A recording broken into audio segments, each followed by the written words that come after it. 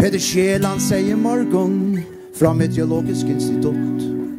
Rymden var brøyting, færen fram som mest stått. En zombiegur fikk solstikk, vi eie blev til ois.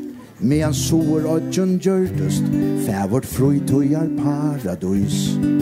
Så løsingen fra såringen, hon ljauar stått og greit. Kom vi smyrle sår her, ut i oisak kald og vel.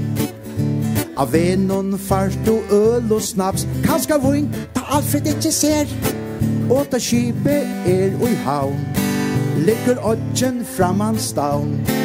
Alle såringar tar teka til og i faun. Og i kvalpa, her trånglet, og av sanden noen tatt. Ei av grinda kvelden, men av førja unngå at.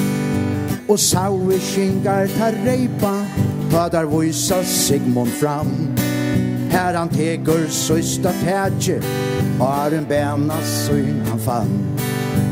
Løysingen fra Voppingon, og sumpa til jaua eins, onkur fera segil og kamele eina fer.